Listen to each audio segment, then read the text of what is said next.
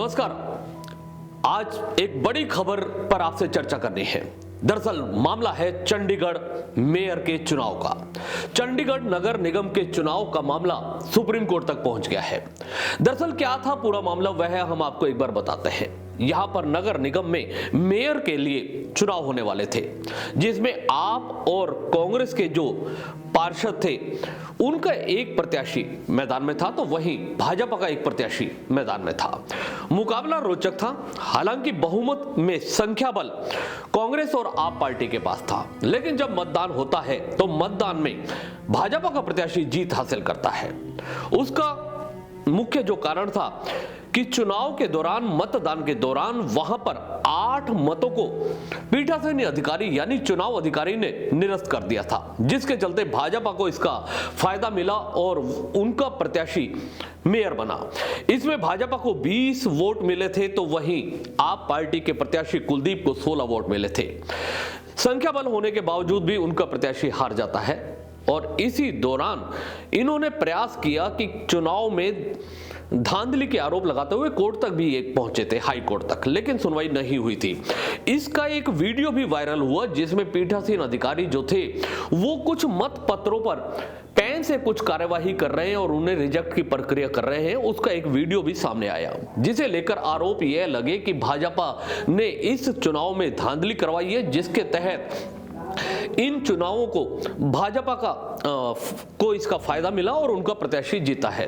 सीधे सीधे धांधली के आरोप लगाते हुए हाईकोर्ट भी पहुंचा था मामला।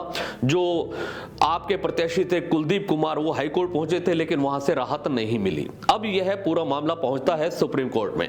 सुप्रीम कोर्ट में सीजेआई चंद्रचूड़ और उनकी पीठ ने इस पूरे मामले को देखा और उनके सामने वो वीडियो भी आया जो वायरल हुआ था, जिसमें पीठासीन अधिकारी यानी चुनाव अधिकारी जो थे वो कुछ मत पत्रों के साथ छेड़खानी कर रहे हैं। इस पूरे मामले में सीजेआई ने तल्ख टिप्पणी करते हुए यह कहा कि इस तरीके का व्यवहार उचित नहीं और यह सीधे सीधे लोकतंत्र की हत्या है।